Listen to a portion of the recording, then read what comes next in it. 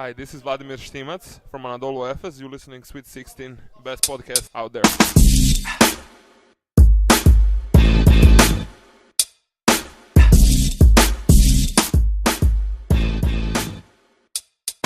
CSKA get back to business. Barcelona remain a mystery. And Khimki are kind of in trouble. It's a story. It's all ahead of us here on Sweet16. Tune in. Hi, and welcome to Sweet16, an open look on EuroLeague basketball. Yes, it's podcast time again. It's this time of the week. Well, first, I'm Moshe from Team Scout. Emmett, Aris, guys, how are you doing with, in general and with the EuroLeague week that we had? Really interesting week, I think it's safe to say, that we just had, and promising week ahead. One or two games stand out way above other games, it's reasonable to say, in the week ahead. But yeah, a lot of stuff to talk about, I think it's safe to say, both in terms of what happened and what's going to happen. And hello from Athens, where everything is still based around the big game between Real Madrid and Panathinaikos, which was a result that finally gave some real Final Four hopes, especially to the fans of the Greens. And yeah, we got a lot to get through, like Aris and Moshe have been saying, and we're going to start off, as we always do, with the completely inaccurately named 4-minute warning. 4 minutes to get through all the action that just happened in EuroLeague. It's the 4-minute warning. And we begin with arguably the safest thing to predict most EuroLeague seasons, and that is CSKA remain a trustworthy side during the regular season. Pretty straightforward enough trip to Unicaja, 189.80. It wasn't like cruise control job, but business as usual. And you look at that and you kind of go, this is what we expected from CSKA in the old era, in, sort of the two-stage seat time, back when it was even only 6-game round of 16, never mind the few years we had of the expanded round of 16. CSKA, I suppose, Aris, are they still looking at EuroLeague the way they used to look at EuroLeague, and may need to get a bit better at just, keeping guys, focused throughout, rather than worrying about getting a crazy high regular season record? Well, you know what, I think that it's still a learning process, because nobody is really sure what's going to be the end of the regular season, and I believe that many fans and many teams are not used to losing. We have addressed this matter in the past. It's pretty unusual at this stage of the season to have teams that are really near the 50-50 mark and be legitimate Final Four contenders, because you have Real Madrid, you have Maccabi, you have Zalgiris Kaunas, you have Khimki, and even Bruce Bamberg, who is the pleasant surprise of the season at 5-4, and this 5-4 it's pretty close to the top. It's a tie in the fifth place of the standings, with Fenerbahce, Dogus and Panathinaikos having just one more win. So I think that if someone should be worried at this point, the only team that I should say should be worried at this point is Anadolu Efes, because the 2-7 record, it's pretty bad, and it's not representative of what the team can do on the court and what are the potentials. And Moshe, you look at CSKA, what they're doing, and then you look at what Barca's doing, just the difference there, even the juxtaposition is kind of interesting to look at, really, isn't it? With CSKA, it's easy, kinda.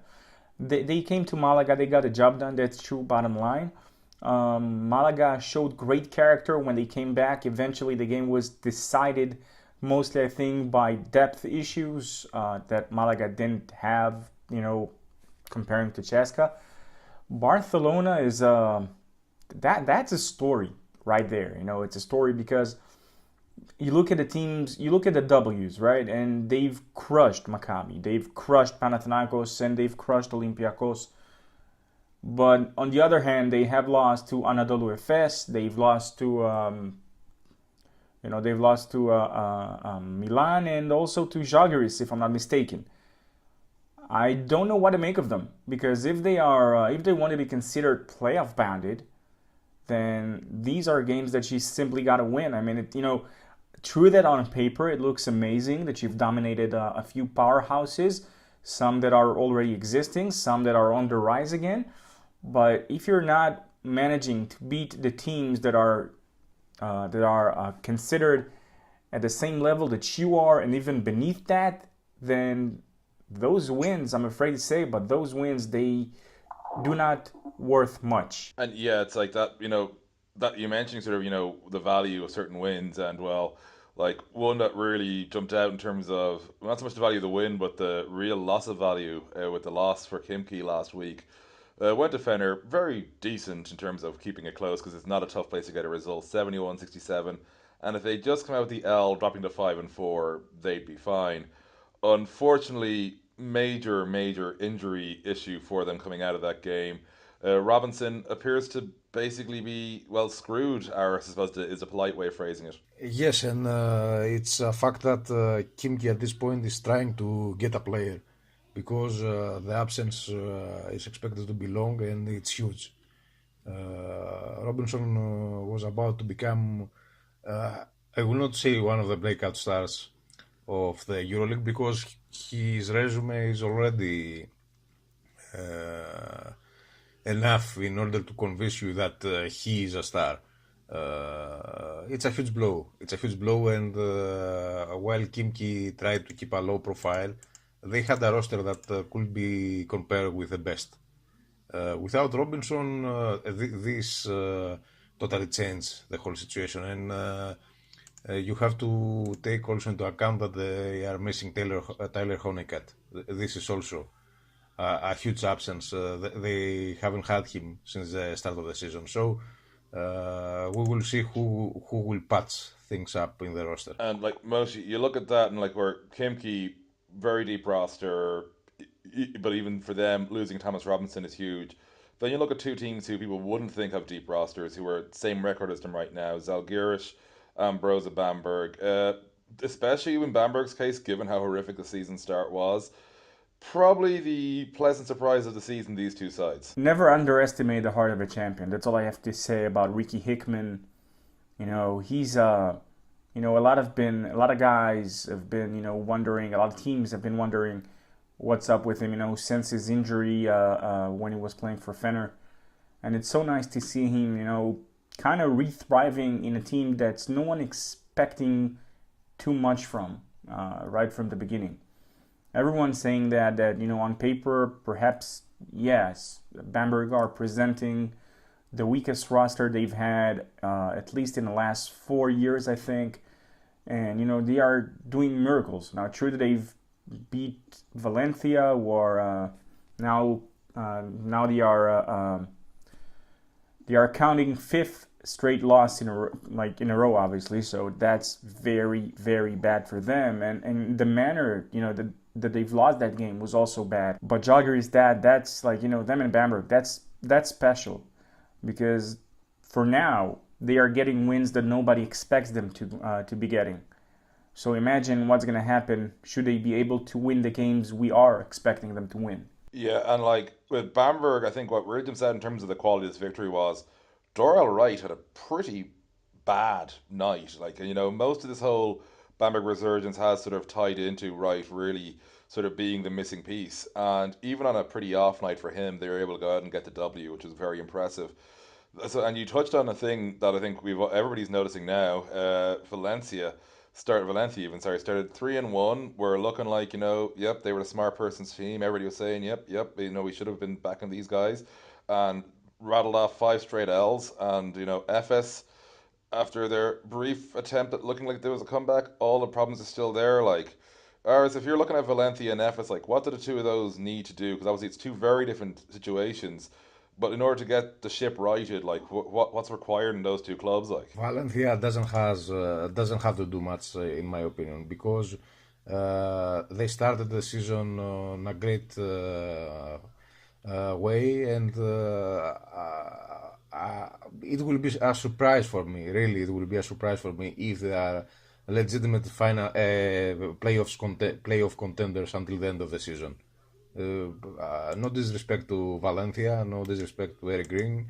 They are worthy opponents against any team, but there are some inherent limitation, let's say, on the roster, and losing Antoine Dio, it's creating more and more issues. If you just look the team on paper, in this version of the EuroLeague, you are not so sure that they are legitimate playoff contenders. On the other hand, after all those games of Anadolu Efes, I believe that it's easy to pinpoint what is wrong in the team. There is an issue with the playmaking abilities of the backcourt. While the backcourt has many explosive scorers, they really miss a guy who will feed, let's say, Brian Dunston, who will make things simple for all the other guys. Unfortunately, Josh Adams is not ready yet to play in this level, and I believe that's why Dragic was added. Maybe Dragic, even though he's listed as a forward, can make things happen for the rest of the team. On paper, the idea of having a roster like the one that Efes had, with Ricky Legodo and Eric McCallum pushing the tempo and scoring, will make things easy for the team. But as it turns out, simply put, Anadolu Efes haven't compensated for the absence of Thomas Hertel, and that caught up with them. Yes, missing Derek Brown, it's an issue, but the problem is that also Efes is playing very mediocre basketball, considering also the way that the names that exist in the roster. I believe that you can't, you really don't need to overanalyze the whole situation. The problem is that Efes has many good players, but he doesn't have the kind of players that can help the others be really productive. And this is obvious by the fact that they're averaging just 14 and a half assists per game, and they are making almost 12 turnovers per game. This is a very mediocre number. And one thing which probably doesn't require too much more analysis, because we've all been saying this roughly every week, in a shock to absolutely no one, Milan were in a game that was quite fun to watch. I know, we're all absolutely stunned. This time it was another loss, no surprise there really. 85-86 loss at home to Olympiacos. Well, ours is our Oli expert. We're going to go to Moshe first in this one. Moshe, Oli made it a bit tougher than it needed to be, I think. Yeah, I totally agree in this one, because they were pretty much dominating at the later stages of the game, and they've allowed Milan to kind of bounce back. You look at Milan and you know what? Look at the stats. When I saw it, it kind of threw me away. I got off balance because of it. Look at the stats from that game. Jordan Theodore, like the entire team has what, like 60, 70 shot attempts per game for that specific game. Theodore went on 22 attempts. He's supposed to be the point guard. It's 70 shots in total, by the way. Exactly 70 shots, and he had 22 of them. Come on, that's messed up. If you're playing the point guard position, I would understand, like, you know, you penetrating, kicking the ball to the wings, fine by me.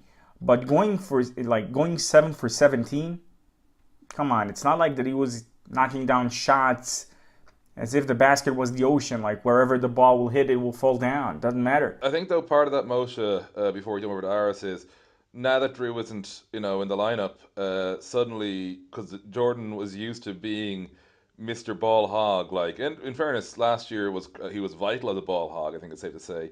And so suddenly you think he felt that had that freedom again. So, it wasn't the right thing, but I can see why it happened, if that makes sense. Like, as in, yeah, he probably shouldn't have been jacking it up so much, but I think, again, it's a case of Milano need to realize what they need to do with the pieces they have, and frankly, to make Jordan Theodore realize that he's with a better roster than he was, and also that, frankly, he's going up against better players than he was as well, so he can't just be Superman out there, because playing Superman's going to get you killed. Aris, Olympiacos performance, they got the W. Were you a little surprised they made such hard work of it, though? Olympiacos is trying to fight back injuries. They don't have yet Vasilis Panoulis on their lineup, and although he returned to practices and he's almost at full contact, I'm not expecting to see him playing against Valencia. Maybe he will travel with the team, but it's not so sure that he will play, and I don't really see him playing. The point is that, Olympiacos at this point has to get wins. That's the main thing. They don't really care about how they will perform because it's a pretty new roster. And what's really encouraging for Olympiacos is the fact that new faces like Strelnieks, like McLean, who was amazing in this game, and like Brian Roberts, are taking things on their hands. They are taking matters on their hands. They are deciding the results. Olympiacos almost blew that game because Papanikolaou had the chance to make 2 free throws and secure at least the overtime. Still, he missed both his attempts, and then Curtis Gerrards, who made a miracle, a series of miracles from long range during his first week with the team, missed the chance to be the hero of the night. It was a very open game, a very free-flowing game, and what you say about Theodore, it's kind of true, but on the other hand, that's what Theodore does. You can expect from Theodore to completely change his game. The very interesting thing with Theodore is how he will coexist now with Curtis Gerrards. We didn't get to see him a lot with Gaudlock before his injury, but now it's obvious that Gerrards and Theodore must learn how to coexist on the backcourt and take advantage of great offensive weapons like Mitsov or like Gudaitis. Kalnietis has already taken a step back in the rotation, and I don't know if he can emerge in this roster as the floor general. So it will be interesting to see how the chemistry between Gerrards and Theodore, who are kind of similar players, but Gerrards has proved in the past that he's a better distributor, how those two can run the team.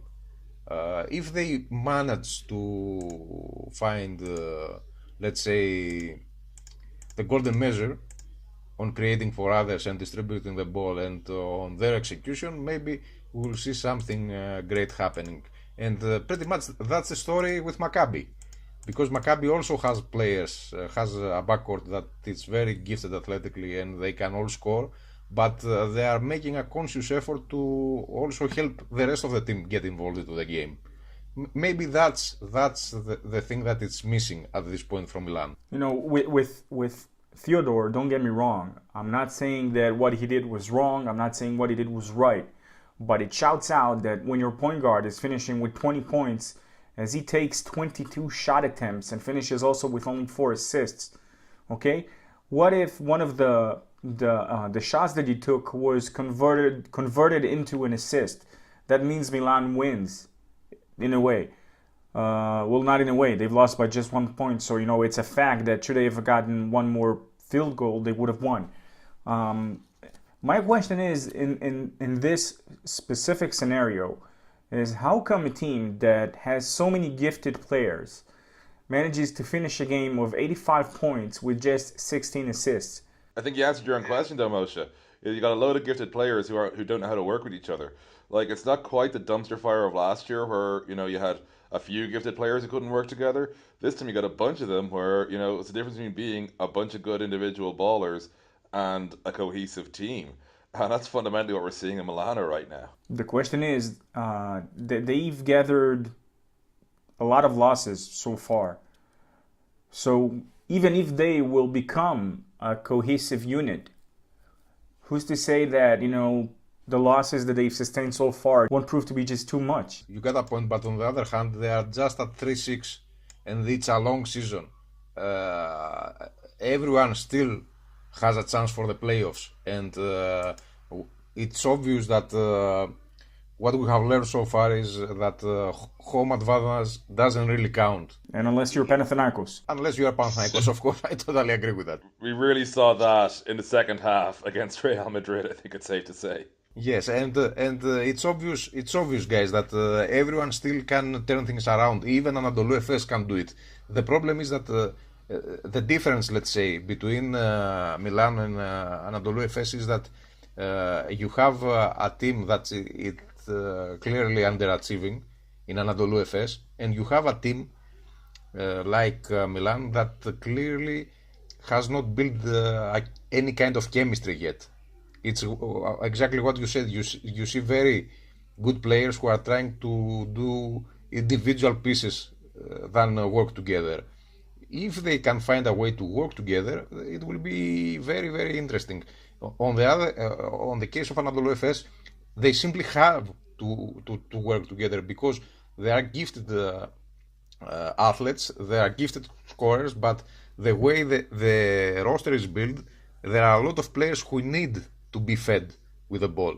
In the case of Milan, you see a very different approach with many players that can create their own shot. They can be on one-man offense, and maybe with the rest of the guys just playing defense, things may eventually come to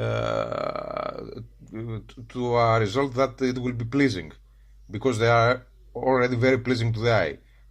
And a pleasing result here means being solid enough in order to get wins, especially in close games like it happened with Olympiacos.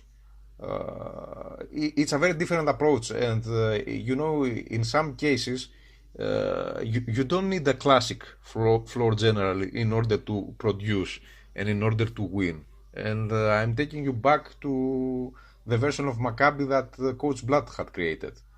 If you compare, let's say, Tyrese Rice or Ricky Hickman to the classic mold of a floor general like Nick Calathes, for example, you see the difference. But this kind of a backcourt combination worked, and worked fine. Yes, but it's different, because when you're saying Maccabi, Maccabi had Big Sofa, which means that whenever you have a guard who's not like your purest point guard, the way that we call them, the floor generals, it's different, because when you have a guy who's a game changer like Sofa was, and Sofa had both David Blue and Guy Panini on the wings, which means that you could have spaced the floor as much as you'd like. When you needed the defense to collapse, you inbound the ball to Sofa. That means that when you have a guard who's relatively quick and who's relatively athletic, that means that you can find the solutions. But Milan does not have that. Don't get me wrong, I love Gudaitis, but Gudaitis is not your game changer. He's a great player face to the basket. So if you're playing in terms of face to the basket, perhaps one of the better ones we've seen this season. But in this new age, new era of basketball, if you don't have the guy who, because you know that when Sofo gets the ball, there's only one way to make him miss, and that's like put three guys on top of his shoulders and then pray for the best. It's different. I don't think that we can really do this comparison with Tyrese Rice of Maccabi and this version of Milan or this version of Anadolu, because Maccabi had perhaps the best two wingers. Well, not the best. David Blue, I always considered him as one of the most underrated power forwards of the competition. I used to look at him the same level as Printezis in a lot of ways. But Moshe, with that inability to compare, you're actually almost making the point for yourself as well, because if you've got a problem with your point guard, the odds are you got a lot more problems in your point guard. So you mentioned what made it work for Maccabi was, well, these other parts worked. I think with Milan, we're seeing right now that those other parts aren't working, Exactly, and the case with Milan is that maybe they can find other ways and build their chemistry in order to build some kind of countermeasure, even if they don't have the greatest of creation. In the case of Anadolu Efes, I don't see this happening. They need a guy that will feed the big man, and this is clearly missing at this point. Well, the big game of the week last week, it delivered in both being very good and also very silly. In terms of just guaranteeing, you had a couple of ding-dong stuff like Real Madrid out the gates, 54-point first half, up by 14. All is well. They're on the road, the toughest place arguably to play in Europe, the OACA, and certainly in terms of Pau's home record there since we expanded the format, that's definitely holds up. And then they go and Pau with a 16-point turnaround in the second half. Simple as that, really. Pau with the W, 82-80. And like, first of all, I think from the Panathinaikos perspective, these are the types of wins which Xavi Pascual needs his side to get right now. Not necessarily with that sort of massive come from behind, but with the mentality that, yeah, they can find a way to get the W even when there are clearly things they still need to work on, and but they are grinding it out there. Like James Gist doing very James Gisty things out there, reasonable to say, like in a good way. Casey Rivers jacked it quite a lot, but it worked. It worked. Like probably jacking it more than he usually would. I think it's said to say KC was a but like he's normally more of a pick of spots type guy as a shooter. But it fundamentally it got it together in the end. Pau with the win. I suppose the bigger question really is, and it's not even a question with Madrid. It's sort of it's the survival method they're in right now because even like the box score tells all you need to know in many respects. Like there's a big hole there, and it's at the five, and they have yet to find a way to get around that absolutely comical situation there in terms of injuries. Well, tragicomic, I suppose. Like Walter Tavares had a 15-minute outing. He was fine, not amazing, but not terrible either. And until he basically gets game fresh, I think there's going to be problems. Like Moshe, like you were saying before we went on air, trouble-ish. I think the ish is very important there, Moshe. I think you'd agree because if they can get sort of healthy-ish at the five, they'll probably be fine. They will be probably fine, but that still doesn't work out the problem that they have at the point position. We've also said that before. We've said that whether it was on the show and in conversations between us, in conversations on Twitter or wherever, Madrid are they with the roster that they have, they should be able to run and run and run. The one thing that was very Madrid-y kind of like a thing was Lasso used to have two runnings, like two scoring sprees during a game. And, they used to prove to be too lethal for teams to come back from. Now, I've said it once and I will say it again. The absence of Sergio Yui, as I've tweeted, asking for a teammate, is just too much at this moment. Facu Campazzo is doing what he should be doing. But I do believe that Chesson Randall's arrival, I don't think that he's EuroLeague ready. Don't get me wrong, I'm not disrespecting him in any manner, but so far he has yet to prove, his ability to contribute on this specific roster. And the guy that's going to run the team to very fast breaks is absent at the moment. And this is something that Sergio Yui used to do to perfection. I mean, besides him being Super Yui. Yeah, and I think we saw it in the backcourt as a whole. There's problems there really last week. Like it wasn't so much that the backcourt was not creating, so the backcourt was not bringing the rest of the offense in. But that's the thing, because when you had Sergio Yui, you knew that Sergio is a weapon of in his own right. He can take a shot from anywhere. He can nail that shot from pretty much every spot on the court. And you know that whenever he has the ball, you cannot gamble on him. Because when they put, for example, JC Carroll on the court, that means that you're going to see the pin downs and you're going to see JC running through the screens, getting the ball and going for off the dribble, or simply, as soon as he gets the ball, go for a pull-up for a three-pointer. And that's it. Exactly the way that they're supposed to be playing. And when you don't have this extra guy who's so ruthless on offense as Sergio was, then it takes a bit out of the sting that they've had on offense. And I think that plays a major part. Now, the more the season is going to progress, the more that you're going to see on Doncic's shoulder, the more you're going to see, the more we're going to expect from others to step up. The question is, can Madrid bring another guy? Can they bring even another five until Randolph is going to come back? Because Randolph can do both the 4 and the 5. There's a lot of things going on right now, and I wouldn't be surprised if they're going to gather a couple of more losses in the first round, at least.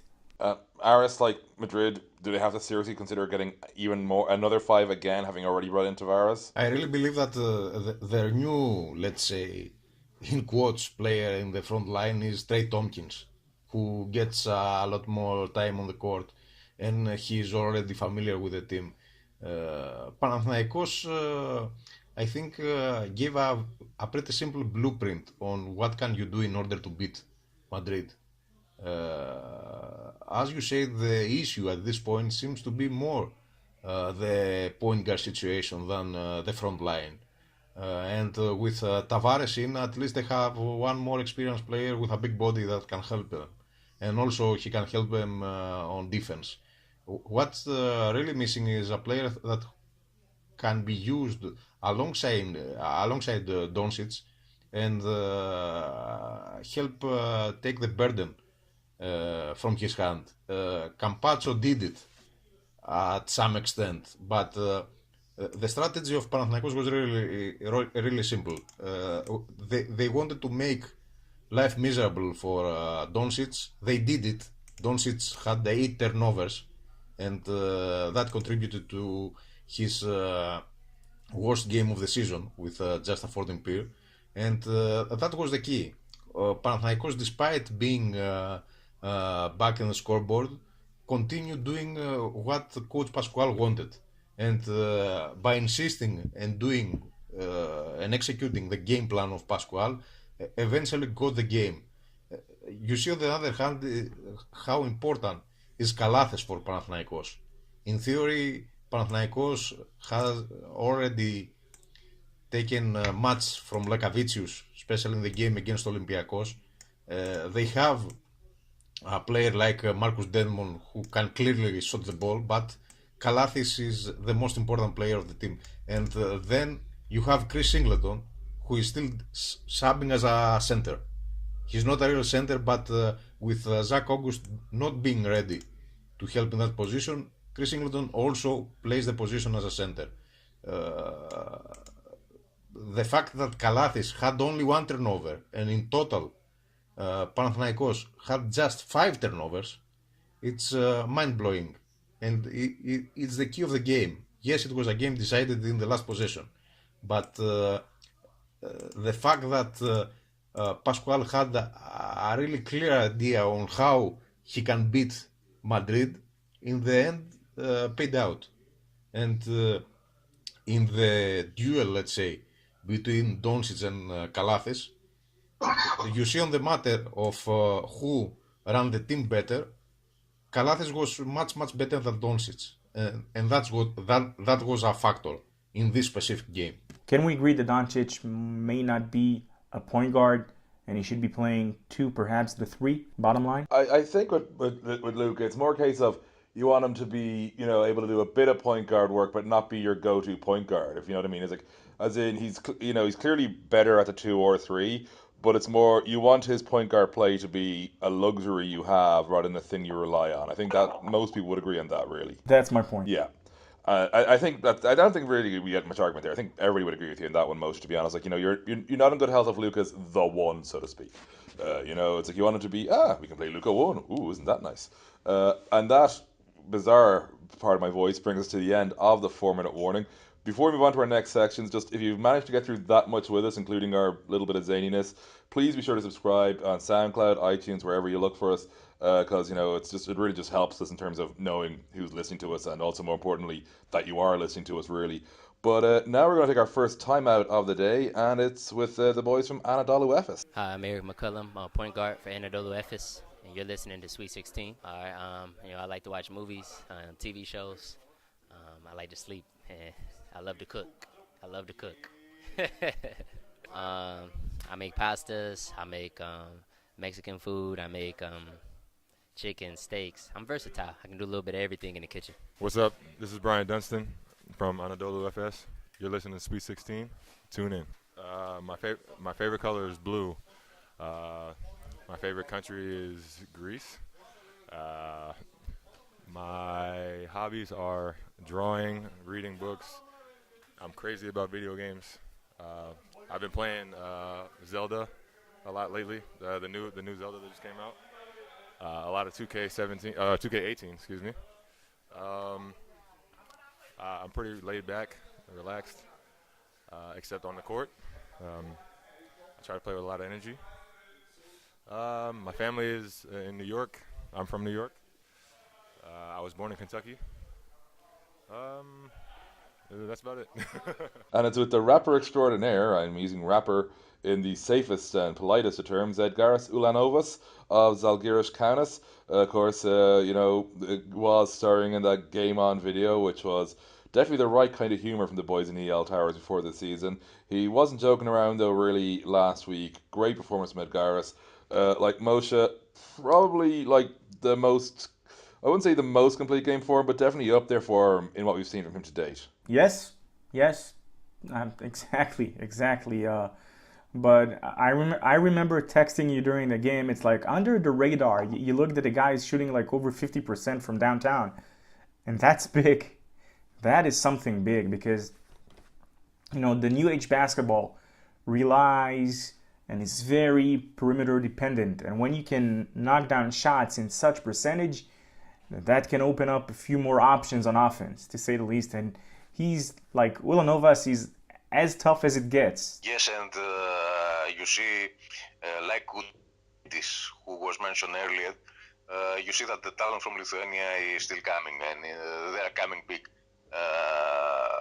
Zalgiris is the favorite underdogs of all neutral fans in the EuroLeague, and it will be a very, very interesting season for them because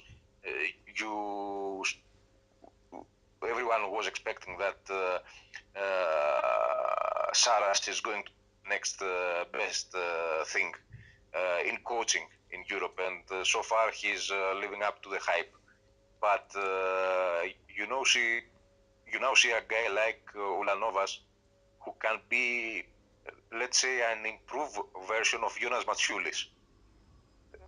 They are not similar on their frame and on their game, but if you look at the numbers and what they contribute to their teams, they are pretty much the same. They are highly skilled shooters. They know how to get the ball in the hole. They are good rebounders, and they are very, or at least they give the impression that they are very gritty defenders. I believe that not only Saras is going to be exported from Lithuania, but also Ulanovas can be the next hot name from Lithuania in the summer market. I suppose, and one thing I like as well with the Machulis comparison, Aris, really is that like they're both. I'm not saying that they're low volume guys, but they're guys who don't need to be high volume and probably never will need to be high volume as players. Ulanovas can work with relatively little supply of the ball, like, and still be quite effective. Which, when you're a team looking to make a signing next summer, that's going to be quite attractive. Like knowing he can work with the ball, but like if you need him to play a lot of off-ball stuff, he's going to be okay with that. And like that's when you're looking at certain clubs, Milano, that's pretty important as assets go.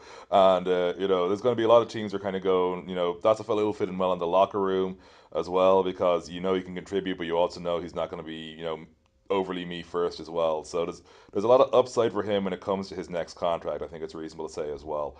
And it's time now and that to take our next time out with one of the loveliest men, I think it's safe to say, in European basketball, Vladimir Stimac. I like playing games with my son, being with my daughter, with my family, but also my hobbies are like flying little planes. I like also music. I listen a lot to music. I drum a little bit, but it's amateur. It's really amateur. I don't know, like somebody who is really serious in it. I'm not, but I like it. I had drums, but I'm not good at it, but I'm trying. I got dogs. I like animals, but I just have dog and a parrot, and that's pretty much it. And thanks, Vlad, for that. Vlad was the one of all, well, up there with Boban Marjanovic, being reliable to stop for every interview in Istanbul during the group phase of Eurobasket, when getting Serbians to stop was at times challenging because we didn't have BIE didn't have the Eurohoops task force to help us drag them down. We didn't have Nikos Varlas there who knew all of them as mates to go, hey guys, stop, and that was much more helpful come the second phase. It's time now to move on to our next stage, and it's not the happiest this week because the coach's playbook this week, Moshe, everybody is broken. Sad, so sad, but true.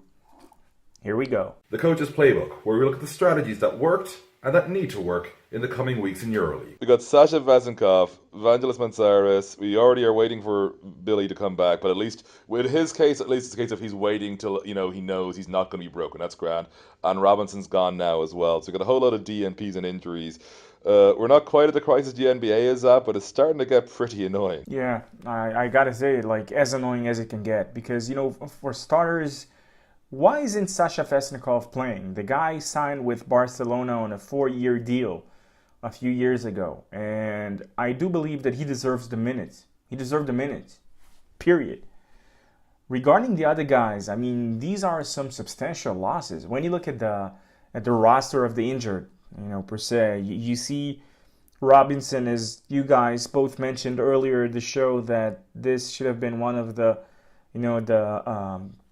one of the blue chips of the season, and he's out. 4 months.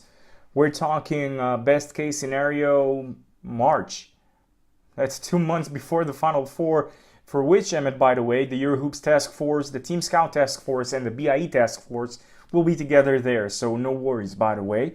But the other ones, come on, like V-Span injured, Manzaris not so healthy. I mean, it's getting down to the point where coaches really need to adapt and to pretty much hope for the best, I think. I suppose, and Aris, on that, I suppose we're hitting that third of the season, way through the point when, I suppose, it's just a stage when you're seeing this sort of level of, players, teams having to deal with the injuries you get during the year, that we're going to see those sides of the deeper rosters gain a bit of an advantage from this. That's a fact, and you have to have at least 15 players in your roster. And 15 players who can really contribute. That's the general idea at this point. And I think that it was Coach Dimitris Itoudis who said at some point that the EuroLeague roster should be expanded and maybe go to a 14 players format like it's the NBA. It's not an exaggeration, and when you have a team that has, let's say, 6 or 7 top level players, they simply can't get through the season. It's that simple. They can't get through the season anymore. There are a lot of travels. In some cases, the teams are located in faraway places. I would then imagine, for example, what will happen if Zenit gets the ticket for the EuroLeague. It will be very interesting to see teams traveling to St. Petersburg. And you simply have to be ready. Injuries are part of the game. Sometimes you get really unlucky, like it happened last season with Barcelona. And Maccabi. Yes, and Maccabi. But I believe that Barcelona, due to the fact that almost the whole roster was injured, Vezenkov was one of the few guys that wasn't injured, if I remember correctly. Him and Tomic, everyone else got injured twice. Yes. This simply shows that you have to be ready. And you have to have at least 15 players that you can count on. And if you are really unlucky, like let's say Baskonia with Jordan McRae, who has not played yet any meaningful minutes, you have to react and adapt. And considering also the fact that the players from the US market that comes to Europe are coming from a pretty large pool of talent, and many will be available after the end of the Chinese season.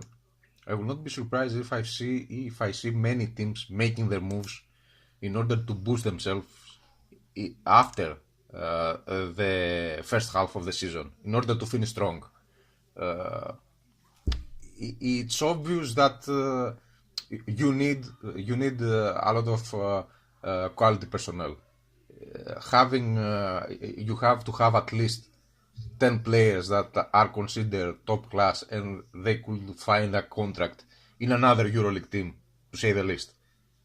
And this creates also a matter of other issues, because there are limits on most of the domestic leagues, and you see what's happening, let's say, with Fenerbahce, who have 8 players from outside Turkey in the roster, and they have to pick 6 for each domestic league game. It's obvious that countries with local talent of high level are benefited from that situation. But on the other hand, you see that the teams of the highest level are even ready to have different rosters on their domestic competitions and in the EuroLeague in order to succeed. And on that note, we're going to move on. Hopefully, to much happier news, because we're looking ahead to stuff that hasn't happened yet. So no one's broken yet, I suppose, that we don't already know about. It's the games of the week. I'm just going to go through, sort of looking at the 2 days, how they sort of differentiate. They obviously being Thursday and Friday. Interesting little split here. It's the 4-4 again. Been a while since we really. Sorry, correction. It's a 5-3, so it is that again, and we don't have 4-4 again until next week. So we open on Thursday with Kimki hosting Broza Bamberg, and then it goes on FS Milano, which, well, that's going to be fun one to talk about. Maccabi against Zalgiris, Valencia against Oli, Baskonia against Fenerbahce, all on Thursday. Then Friday's games are Sheska, Barcelona, Panathinaikos, Unicaja, and Real Madrid versus Zvezda. And I suppose you look at sort of Kimki Bamberg and FS Milano, Moshe, because the two of them almost have a lot in common in that, you know, you got teams with similar records. So actually, you know, it's like Milano obviously better than FS right now, but in both cases, similar records. Their roads there are very different. We'll start off with Kimki Bamberg. Like, you look at that one, you know, like Bamberg can go to Kimki, get blown up by 30, and they're still at 500, you know, for the season, happy out. Like, pretty good situation for them. What do Kimki really need to get their act together on this week? To begin with, Zved would have to play with more responsibility to, more extent than one he, simply just play better. I'm not saying that he's not playing good. I'm not saying that he's not an offensive machine.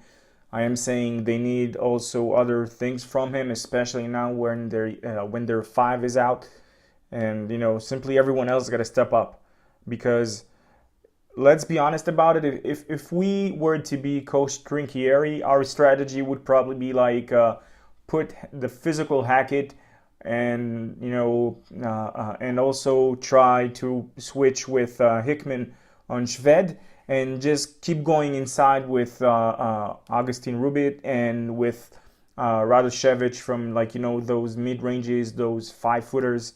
That would be probably the plan defensively and offensively, because Gil versus Dorel Wright, it's nice, but it kind of cancels each other, you know what I'm saying? And that's what you're pretty much left with. So I do say that if Khimki will manage to, prevent or to at least downsize the Shvedi explosion that we were used to see at the beginning of the first weeks of EuroLeague, in the last quarters, they should be fine, I think. Yeah, limit your shed exposure even.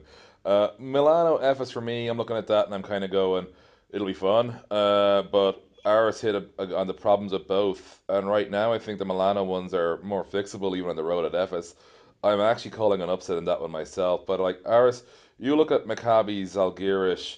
Like Maccabi obviously went to Barcelona, got their asses beat.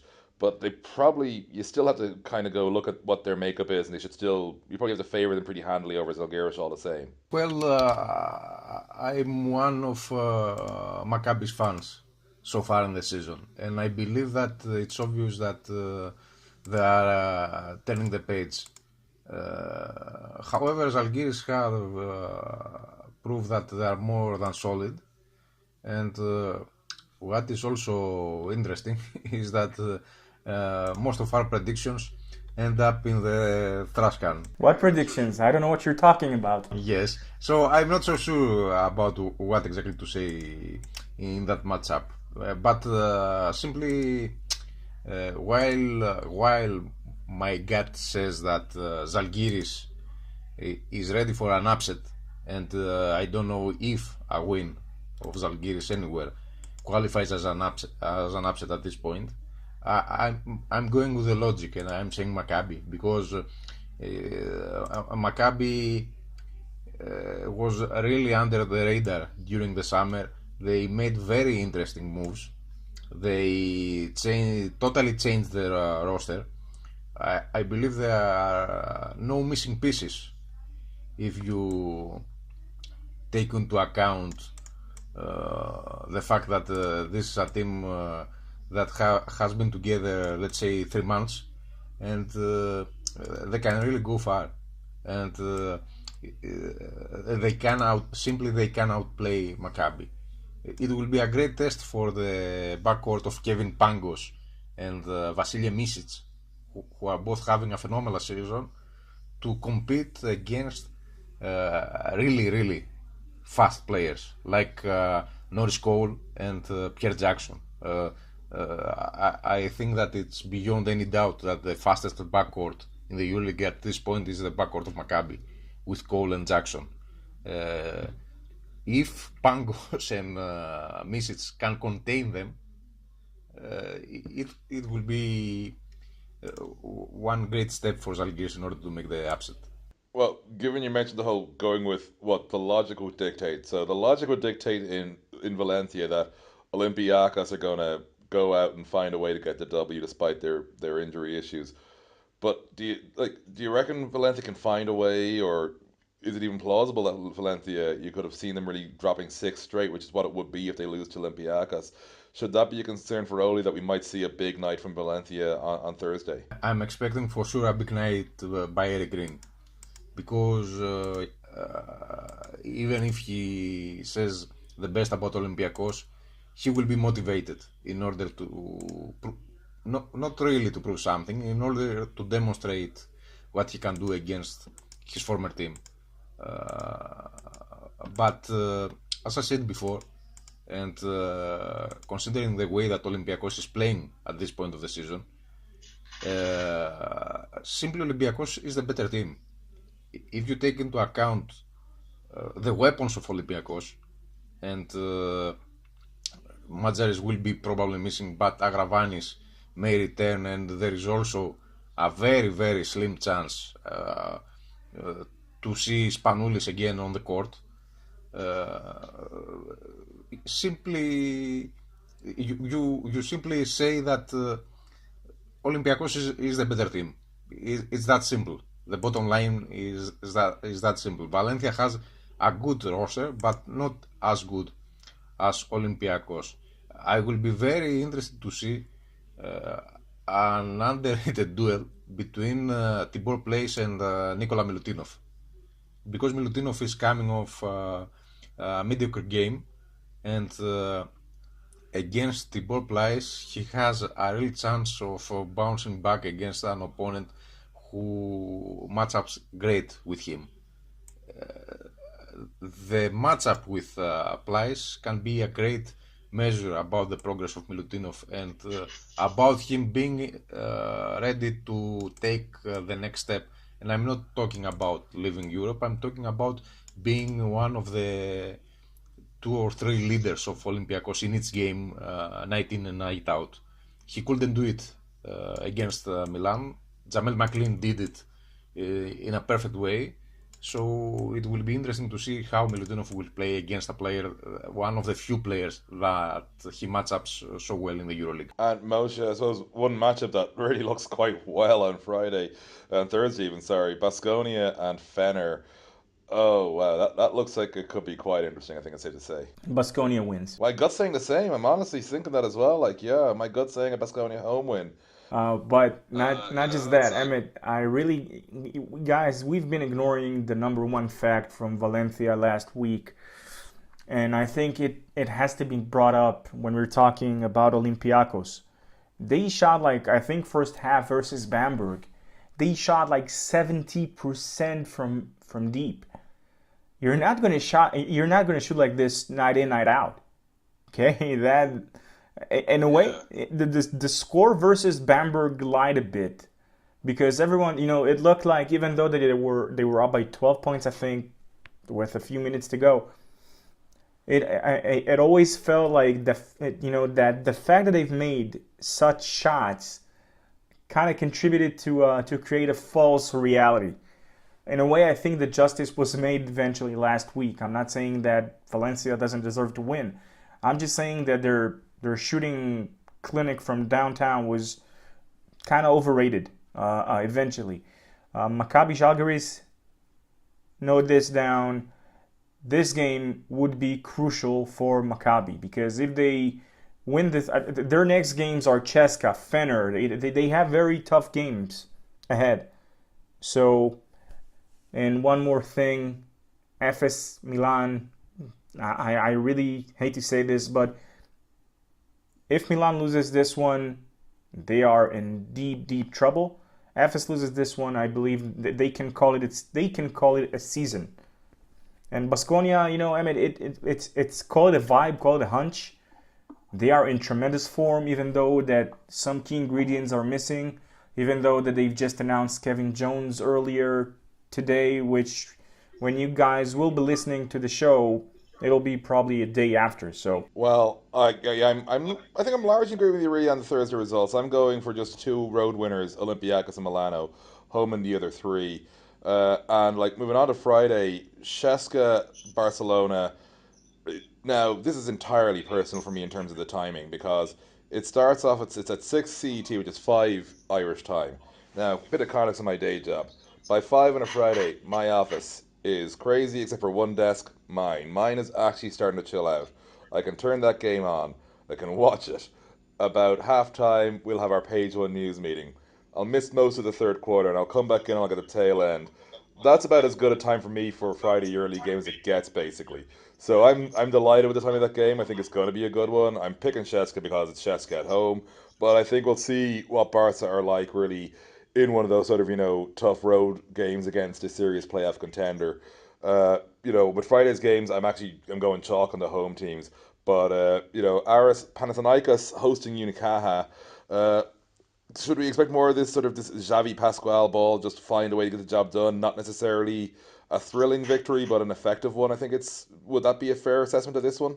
I totally agree with you. And speaking about personnel and players, I don't know if Panathinaikos will eventually add one more big man who can play the center position. But the fact that Unicaja doesn't have a game that is heavily focused in the front line make things easy for Panathinaikos. I expect on that note Giorgis Ermadini to be a factor because simply he can. It's a game that suits him perfectly if he can get the ball, of course. And that's about it. I believe that Panathinaikos at this point, especially at home, is a much better team, and that goes also for CSKA, and that goes also for Real Madrid against Crvena Zvezda. And I kind of believe that while, as you said, Baskonia has a pretty good chance against Fenerbahce. Fenerbahce is not that solid at this point of the season. I'm seeing Efes, strangely enough, beating Milan. Me too. Just because they will have a bigger motive. I will not be surprised this season if Olympiacos is the only team that gets the road win.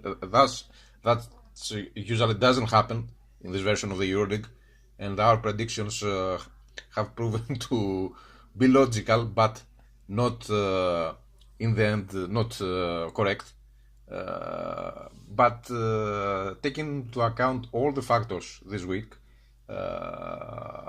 I strongly believe that this is a week that maybe the home teams will have an important advantage against every opponent. I also believe that Fenerbahce has more than a fighting chance against Baskonia, but the fact that they are playing at their home court maybe gives them a little edge. I don't see Milan being, even against Anadolu Efes, that solid yet in order to get a road win. And As you say, Mose, this is a must-win game for them. I really believe that FS will get the job done. Okay, and so basically, guys, one question per game, one answer. Who are you going with? Khimki, Bamberg, Aris? I go with Khimki. I believe that Bamberg can create a lot of issue to Khimki, but even without Thomas Robinson, the fact that Alexei Zved plays at home can make all the difference. Emmett, Khimki, Bamberg. Khimki. Okay, FS Milan, I'm going with Bamberg simply for being controversial. I'm saying FS beats Milan. Aris, obviously, you went with FS. Emmett, your pick? Milano. Okay, Maccabi, Žalgiris. We are trifecta on this one. Maccabi? Yes. Yeah. Okay, Valencia, Olympiacos also. Trifecta, Olympiacos. Yes. And I think it's a nervous trifecta on Baskonia over Fener, I think is the best way to describe it. Hell yes. Okay, and all the home games on Friday, pretty much. Ceska, Panathinaikos, and Madrid. Am I right? Yeah, and I'd love to say nicer things about Zvezda, but I just can't see them doing the job, really, to be honest. Sorry, lads. We do love you. We just don't think you're good enough. And, well, that's, I guess, pretty much sums it all. These were our picks. Feel free to, give us yours or simply laugh at ours if we're mistaken, which we'll probably miss a game or two. Emmett, bring us home, Thunder. Well, of course, don't forget to subscribe to the show itself, like I was saying earlier in it. You can find me, generally speaking, on ballineurope.com, BIE_basketball on Twitter, and YouTube. Ball in Europe is the name of the channel. You'll find that easy enough there.